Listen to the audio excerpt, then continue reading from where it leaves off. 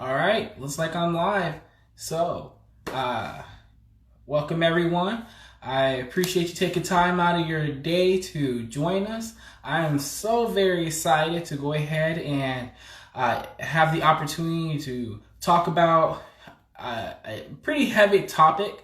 This is a topic that isn't I that people don't really want to talk about, but I felt that with everything going on and October being pregnant and infant and pregnancy loss awareness month, I felt that it's very important to go ahead and touch upon this topic, any supports for any parents that need it. And so I have the privilege of talking with Geoff. He is coming in from an organization called Our Little Sparrows, and I'm going to admit him here soon. And I think he's in. So let me go ahead and invite him. And so then he should be coming on here any moment.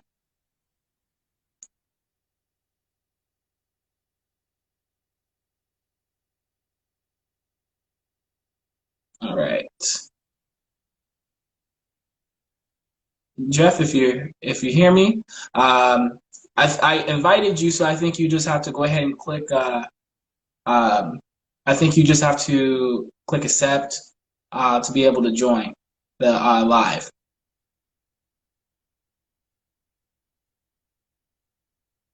Great topic to address. I agree. This is definitely very important for parents or anyone for that matter, because this is something that could happen to anyone.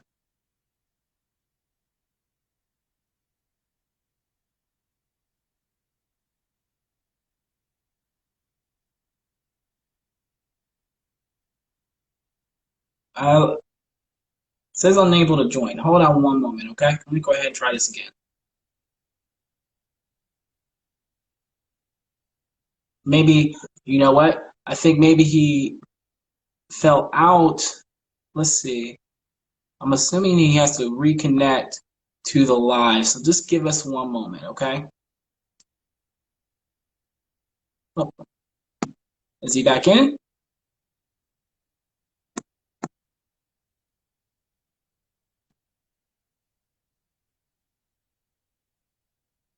What's up? How are you? Oh, there we go. Got a request. So Geoff is joining us now. Or he should be joining us here. Hey, Hopefully. how's it?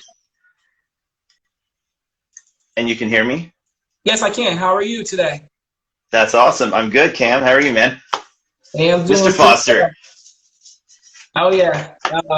It's been a pretty busy day today. I have parent teacher conferences, and now I'm here joining you. Um, Yeah. so I will actually allow you to get started Yeah, whenever. yeah, because I can hear you, but I can't hear myself, which is weird. I That don't is weird, know. but I believe that everyone else can hear you. Um, And you so, can't see me because I need to flip my camera. Sorry. oh yeah, that's okay. No worries. I'm in, yeah. This is my There we go. first Instagram interview. There we go. I That's wish all I could right. hear myself. That is so odd that I Yeah, I'm not sure, but I can hear you perfectly fine. Oh, and yep, they let us I know know. that they can hear you as well. Okay, all right. That is a bummer that I can't hear myself, but you know what? Maybe that's a good thing. That I don't. Oh, there we go. Looks like there's a delay and a half, but for me. Okay. Well, on my end, I don't see a delay, and so we'll go ahead and jump right into this. And so I'll let you introduce yourself. Who are you? What do you do? And tell us about yourself and your organization. Yeah, my name is Geoff Brabec. My wife and I, Tony Brabec, we both started Our Little Sparrows. It's a pregnancy and infant loss support group. Our specific goal is to walk alongside moms that are currently facing a difficult pregnancy.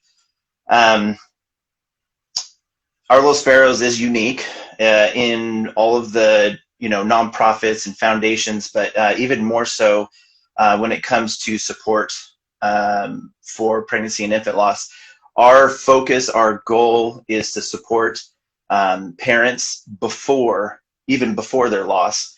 So specifically, we serve families that have been given a very difficult diagnosis for their pregnancy. And a lot of times these diagnoses, come with very technical terms, and life-limiting fatal diagnosis is very common to hear. And it's really, it takes you back a step. It took us back when we received our diagnosis for our firstborn. And it's a very confusing time, and trying to seek support and find support was very difficult.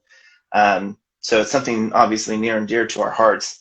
And we want to be there, specifically for families that are currently facing this difficult journey, that have just begun and haven't even seen if they ever get to see their child. The way that they think that they are going to see their child, those hopes that we have, those dreams, those expectations once we find out we're pregnant. Okay. But we're also wanting to be there for parents even after the loss, and continue supporting them as they continue to traverse the unknown. If you've never experienced it before, you just don't know what you don't know. Right.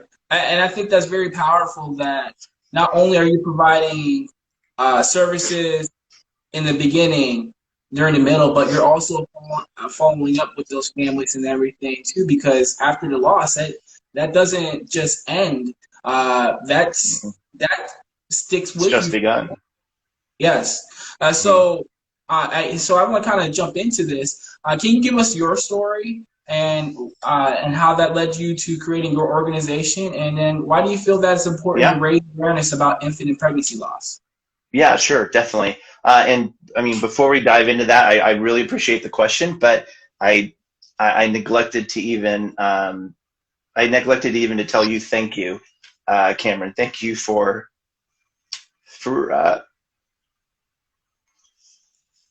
sorry. Okay. No worries. Okay. Just wanted to say thank you. I know your audience is not necessarily, specific, definitely not specific to pregnancy and infant loss. But I just thank you for the opportunity to be able to talk about this sensitive subject. I mean, it's the reason why I'm crying is because it's near and dear to my heart. And to some degree, we're still hurting 7 years later, and that journey never really ends until we leave this earth. And that's something that I think is hard to swallow. But I wanted to thank you for making this opportunity to be able to share to your audience. I know back around Father's Day time, I reached out to you and asked if I could write about what it means to be a father without taking home a baby from the hospital.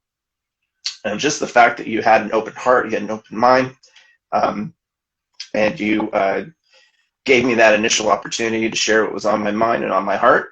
I just cannot tell you how much that means to a parent of loss, to have a voice. I appreciate you. This is really brave of you to come on here and be able to talk about this, and this is very powerful, because I'm sure that there's parents out there that can use you as inspiration and to help with their loss and everything. So I really appreciate you coming on and joining me too. So thank you. Definitely. Yeah. I mean, it's never a journey you want to have to travel, but there's a lot of journeys that we have to travel in our lives that we didn't ask for. And we definitely didn't desire, right? Not the first thing. So to answer your question, all that said, I just wanted to make sure I gave my appreciation and my gratitude to you for that. But just to get into diving into basically,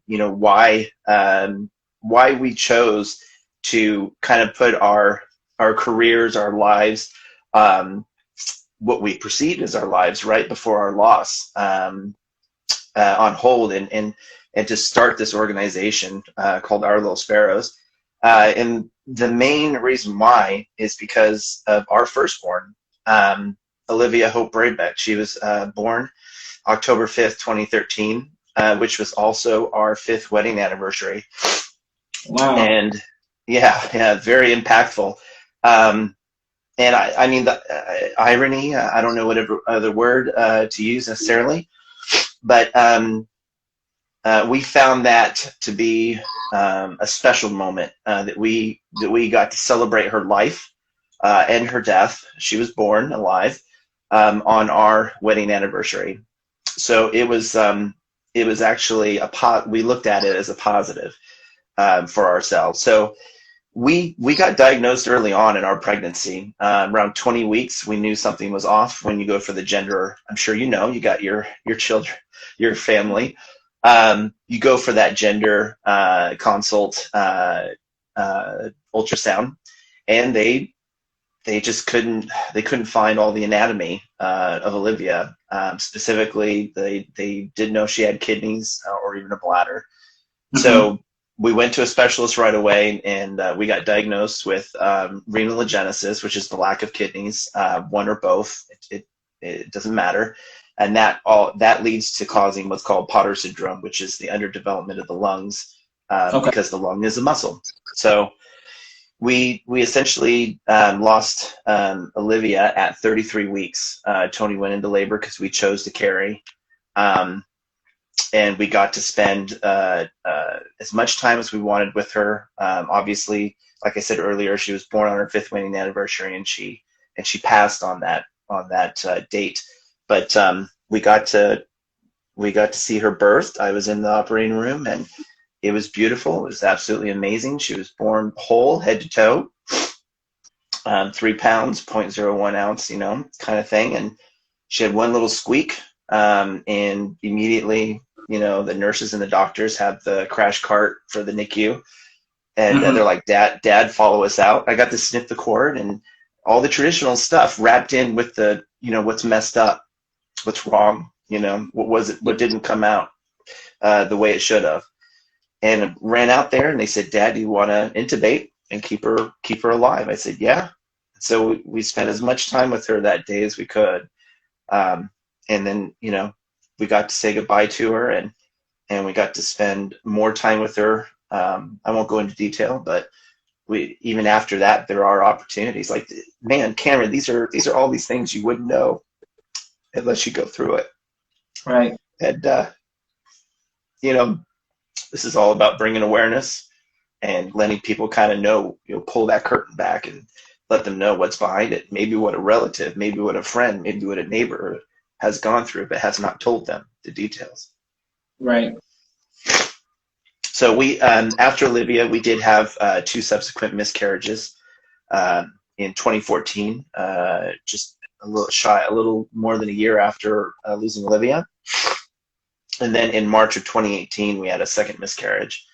Tony and I knew we wanted to do something back when we lost Olivia. We just didn't know what that looked like, right? We were just starting that journey. So it took us 5 years to really decide what we wanted to do. We wanted to make something out of the experience we had with Olivia, which is Our Little Sparrows. And we wanted to serve a community that's underserved. Right.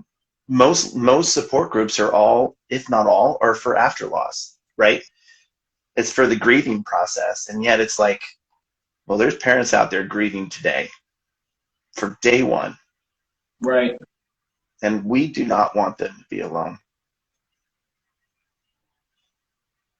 That is very powerful.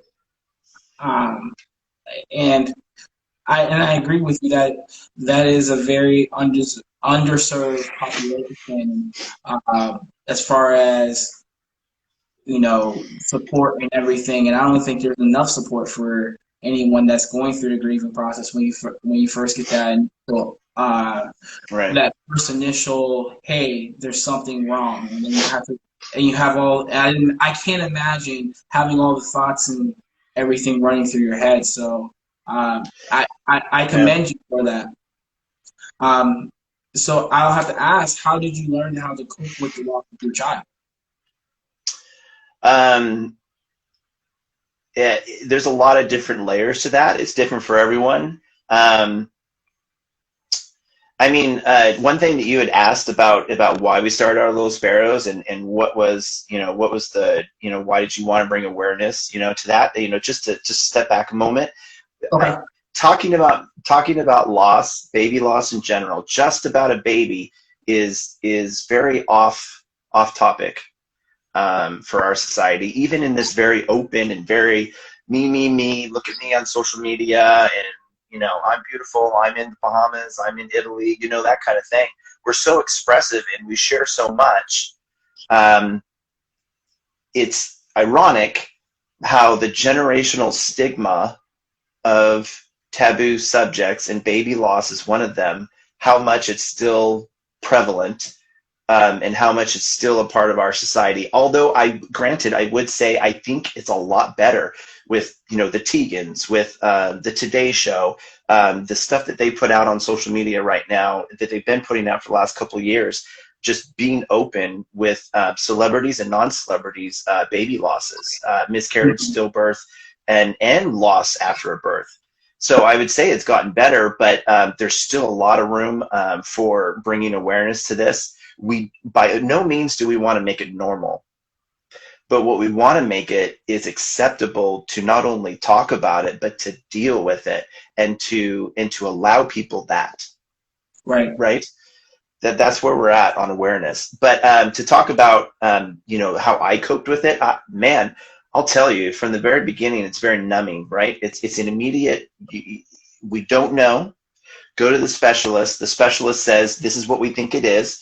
Now come back every 2 weeks for an additional scan, ultrasound, and we'll let you know if things get better, because they can, which is part of the reason why we chose to carry.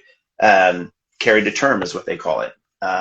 So we went and I'll tell you, I should go back from day one of sitting in that perinatologist, is what they call it, and being given a preliminary diagnosis of renal agenesis, and which leads to that Potter syndrome, where they can't breathe because the lungs are not developed, right? Ultimately, that was her demise.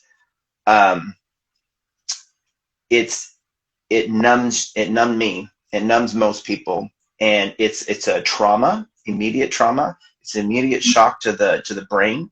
The brain cannot rationalize what the heart is feeling, and there's a separation. There's it's like being torn. Mm-hmm. And I think for, I'm married, but whether you're married or not, if you're in a committed relationship and a committed partnership, what you feel for that partner who's carrying the child, is like, there's nothing I can say, there's nothing I can do. I'm helpless. So immediately it goes into like, what's my coping mechanism? What am I, how am I going to keep driving and not be stuck in the mud to where I can't get up the next day, or the day after that, or the day after that, or the day after that? And in a lot of ways, I can't tell you initially, except that I know that Tony and I went home, and we spent the next 3 days, possibly 4 days. A lot of it's a blur 7 years later. This, October 5th, just last week, was Olivia's 7th birthday. And a lot of it comes and goes, those memories. And some are clear and vivid, and some are a blur. But what I could say, I think, started our coping, and being able to wrestle with the brain and the heart being at conflict with each other, because everything changed in an instant, was to just talk to each other. And Okay. it was interesting. It was almost orchestrated, without even trying to purposely say, okay, step one, step two. There is no step one. There is no step two. But you have to allow yourself to do what comes naturally to you.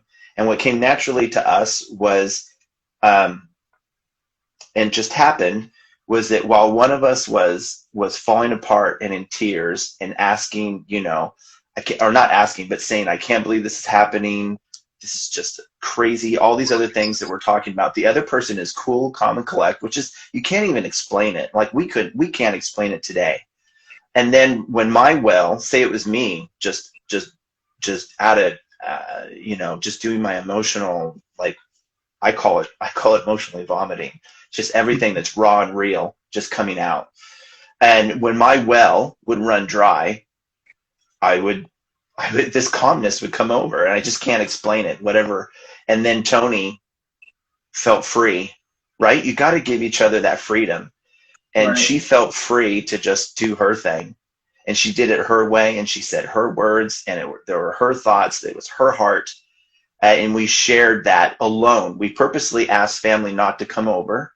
Family wanted to. They tried to. They're like, we want to hug you. We want to tell you we love you. And we're like, we know. But right now, we just need to do this. And that was Mhm. hard. That was hard. But from that point moving forward, I would say my ways of coping with it beyond that initial shock and just Tony and I just telling each other what we're thinking and what we're feeling and not judging each other. There's another word of advice. Um, was my faith, my Christianity. I realized I had to go back to a childlike faith. And a childlike faith to me was not trying to dictate or control what's going to happen, 5 minutes from now, an hour from now, a day from now, and just allowing to walk through this new, step through this new door, begin this new journey, and whatever comes my way, absorb it, think about it, analyze it, but don't make rash decisions, and just take your time, just to slow down and let myself process. And the same thing for Tony, not putting expectations on her, not saying that, we need to go to church. Church is important. We need to get involved. It's like all that went out, the Mhm. hopes, the dreams, the expectations, all that went out the window. And then joining a support group months later, it took us almost 4 months because we grew up in the church. All we knew was going to church. All we knew was youth group. All we knew was college and career, and then being adults in the church, and being part of Bible studies and stuff. But we had never joined, like, I mean, especially in this regard for baby loss, we'd never joined other groups for support because our support was our church, was our faith, our Christianity, our born in Christians. And so Tony and I found Sharing Parents of Sacramento, um, uh, and we decided to attend there, and it taught us things that normalized. And again, I use that term loosely because we don't want to say this is normal, but it normalized us, in the regard that it made us feel like we're not alone. It made us realize we're not alone. And we would Mhm. go to these monthly grief support meetings, and we would hear other people's stories and realize that the similarities are there, and that we are not alone in this journey. We are not uniquely, burdened, right? Um, and it was a good thing for us. And then the final thing, we were introduced to the grief recovery method, and it just kind of put, and that was years later. It kind of put things into perspective for us about, those hopes, those dreams, those expectations, what we wanted to be different, what we wanted more of, and what we wanted to be better.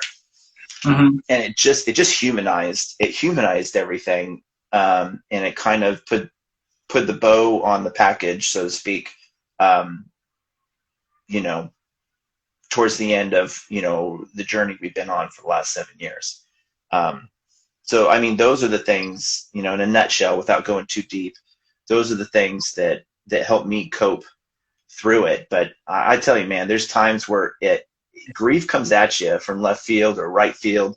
It doesn't matter, and it'll just hit you. It'll be something I read on Instagram. It'll be something that a mom or a dad responded to, that we had put Mhm. out on social media.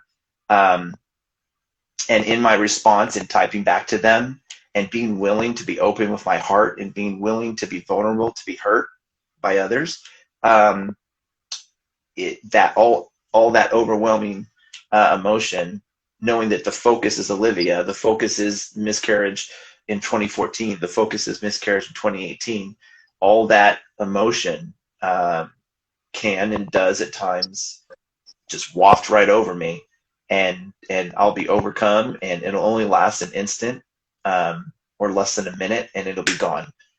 It can Okay. be very fleeting. So it's yeah, it's grief. It's just part of what grief does. and I appreciate you sharing all of that with everyone. And so now I will ask you this, because you talked about your own you finding supports and how you got through the grieving process. So now, say there's a prospective parent that is looking for support, and if I would obviously recommend Our Little Sparrows as a support. What supports do you provide for families who have lost a child? Yeah, sure. The supports that we offer are unique to both from diagnosis and then up to the loss of your baby and then beyond the loss. So Tony, my wife, my rock, she is a stillbirth day doula, certified through stillbirthday.com.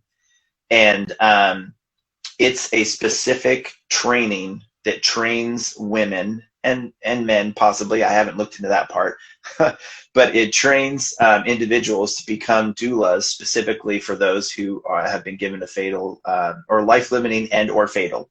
Because even though it's life-limiting, the baby can still be born, the baby can still live on, but at some point the baby most likely will pass away. That's what I mean when I say life-limiting and or fatal. Okay. Because no matter what, it ends up in fatal. But sometimes it's a fatal diagnosis from day one, just on the severity of the situation. So Tony is an SBD doula, and she specifically walks alongside women and families, and she has that unique training to do that. We also offer the grief recovery method, excuse me, and that's specific to obviously grief, and it's for families. It's one-on-one. So I work mainly one-on-one with guys. I've worked with gals too. And then Tony, same thing. And then the other thing we do is a hotline. We do offer a phone number. Anyone can call it. And then our promise and commitment to you is within 24 hours, we'll reach out to you.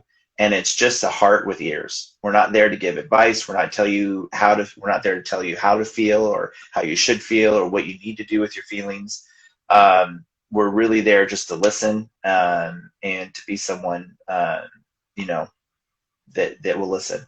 And then the last thing that we do, and what I think is really unique and important, is we do a YouTube channel. We started it in April with COVID. It gave us the time to do that. But it's an educational YouTube channel that we specifically put up there. You can search it, Our Little Sparrows. We don't quite have 100 subscribers, so we haven't been able to make our own, YouTube / Our Little Sparrows. It's a long drawn out thing, but if you search it, you can search on YouTube Our Little Sparrows. But it's education. It's a weekly podcast where we just talk about topical things that's happening in our society, or we talk about topical things having to do with pregnancy and infant loss only. But when we talk about society, we always tie it in to pregnancy and infant loss. Is what I mean by that. And then we have a specific series called the Pregnancy Journey. And it specifically starts at, and we did this on purpose, it specifically starts at the diagnosis. And then each episode leads you through a journey from diagnosis to the loss of your baby. And that's the first, pregnancy journey series that we've completed thus far. And in January, we'll start the pregnancy journey, essentially learning how to grieve by yourself, grieve with a partner.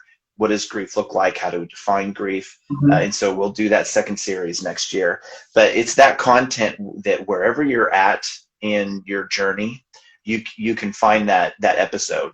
And we talk about everything. We talk about how do you tell work? How do you go back to work? How do you tell others what you need and what kind of support you need? How do you create a birth plan?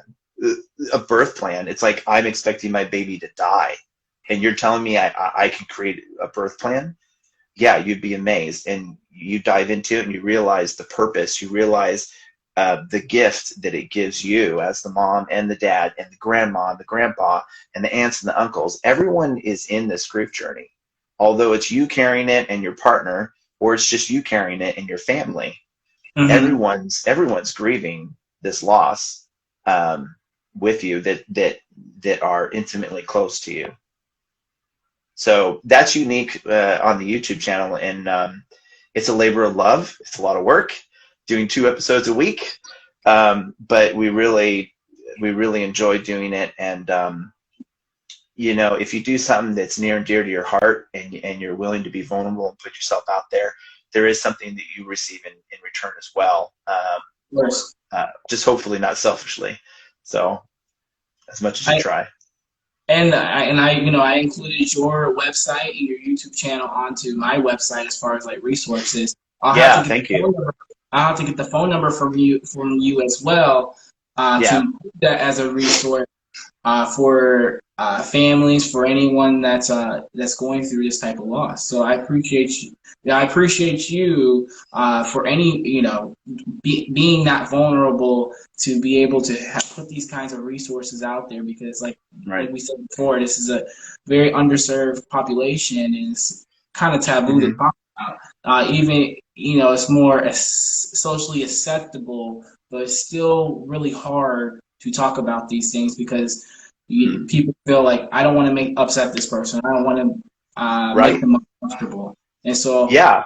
Yeah. And what do you say? What do you do? Right? Do's and don'ts. I mean, it's amazing. The topics are endless, and that's why we found it easy to decide to try to start the YouTube channel.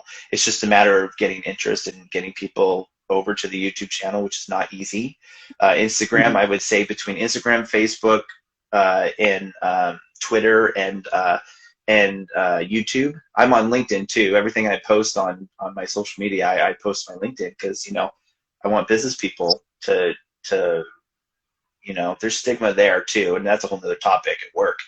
But bosses don't know; they just don't know, and HR is a whole other bag.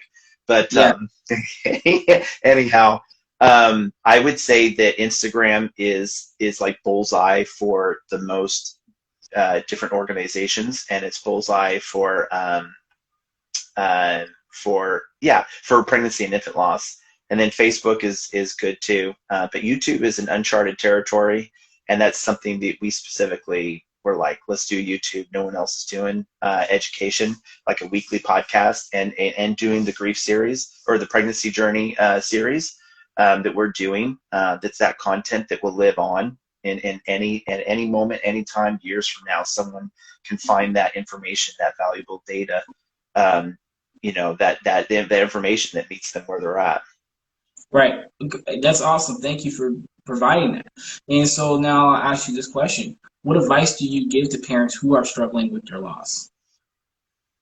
The advice I give to them, I really think that just number one, slow it down. Allow that to kind of wash over. Just slow down. Don't rush to anything. Allow those emotions to come. Again, your heart and your mind are at odds with each other. They're at conflict. Your mind was thinking what's going to happen, at the meeting tomorrow. What's going to happen, my business development plan I got in place over the next 30 days, whatever, right? Um, Mm-hmm. you know, Allow yourself to process. I think don't stop talking. Don't stop talking to your best friends as long as they're open to talking about it. Don't stop talking to your partner. Don't stop talking in general, right? And that's just the whole be open, right? And I think the most important thing I tell parents up front is there's no wrong way to grieve. There is absolutely no one can tell you that you're grieving wrong. No one can give you a suggestion to grieve better. What does that even mean, right? And the last thing I would say, in time, there's no rush. You could do any of these things at your pace, whatever. But in time, definitely find a support group. Online is great. I know this whole COVID thing throws it out or off a little bit, but I think in person is even better. And if you have a local support, like we have Sharing Parents of Sacramento that we're still intimately involved with, Our Little Sparrows does not change that. In fact, it it it, it just makes it richer for us, because we've got moms and dads at Sharing Parents that support everything that we're doing with Our Little Sparrows and absolutely love us through the process. So find that support group. there's nothing like being around other parents to grieve with. And I know that sounds weird, and it's not necessarily a sob session either. It's whatever you bring to the table is Mhm. what you bring to the table, and whatever you take away from those meetings is what you take away from those meetings. It's going to be different for everyone. But I mean, those are the essentials. Don't put Just slow it down. Don't put high expectations on yourself. Let yourself process the emotions. Keep talking, and then eventually, when you're ready, because it takes strength to walk through the door of a support meeting. Right. It does, because they're going to I ask you to share your story. right. Um. Okay. I can imagine. And I imagine at those support groups, you go at your, like you said, slow down and go at your own pace. Am I correct? At least in your experience with the support group. Yeah, definitely. Yeah, yeah. And I facilitate meetings 3 or 4 times a year. I facilitate sharing parents still on the monthly grief support. And I do a 4-week grief series based on Alan Wolfelt. He's a marriage and family doctorate, collegiate man. But I do a 4-week series navigating grief. Yeah, I see it all. Yeah. Awesome. Well, thank you for that advice. And so now, I don't want to take too much of your time, and we're I've going to taken wrap. too much of yours. What are you No, talking about? no. I appreciate you Going coming in here and chatting with everyone. This is some very powerful things. Quickly before I ask you, my last question, and I was just speaking with someone earlier, and I can't think. Are you aware of tomorrow? And I can't remember Yeah, I who that. wanted to talk about that. Yeah, I mean, we're talking because it's Pregnancy and Infant Loss Month, and ironically, it's kind of three processes. It's month, and then week, and then wave of light. So we're also in the week of Pregnancy and Infant Loss, which is the 9th to the 15th. So tomorrow ends the week of Pregnancy and Infant Loss, but the month continues on, obviously. But tomorrow night is unique in of itself. There's a international, I almost said national. There's an international wave of light, and this is a beautiful thing for those of you that are listening to the live feed. If you got friends, family, relatives, and they're not aware of this, let them know. Essentially, what you do is 7 p.m. your time. Doesn't matter what time it is, where everyone else is, but your time. You essentially light a candle for that 1 hour in memory of your child, in memory of a child, or in memory of children, right? And for that 1 hour, it essentially, through each time zone, this is the thought, through each time zone, it creates a thread of light, and everyone is connected. And you're not alone, is what that means. I appreciate you diving into that because I actually just found out about that today, and I had no Yeah. idea that was a Well, thing. there's a lot of different awarenesses for everything. It's amazing. I mean, there's an awareness for having running water out of a faucet. I mean, it's kind of funny that way. Oh, yeah. But it's a special month. I mean, every year, and I mean, you can only imagine for us, our wedding anniversary, the passing of Olivia. Also, ironically, I shouldn't say ironically, but Tony's mom actually passed away a year to the date. So on Olivia's first birthday, Tony's mom passed away after a major heart attack 3 days prior. So October is like heavy and huge for both of us. And Tony and I we have a 4-year-old, James. We've been blessed with a son, and he's everything we would have selfishly asked from God, but we didn't demand. And we take him with us, and we celebrate Olivia's birthday with our anniversary. At the end of the day, we light a candle next to Olivia's picture, and we sing happy birthday to her. I don't know how many years we'll do that and keep doing it, but that's what we're doing right now, and to each their own, but that's what our family does. October is pretty important to us. Yeah, I can imagine. And that's very beautiful that you do that in the memory of Olivia. Yeah. And so this has been a great conversation, and I really appreciate you taking time out of your day to come and chat with everyone. And so, just to wrap things up, As far as if I'm a prospective parent or if I can refer someone to you, where can I find you for more information? Yeah, it's super simple. We tried to make it easy across all social media.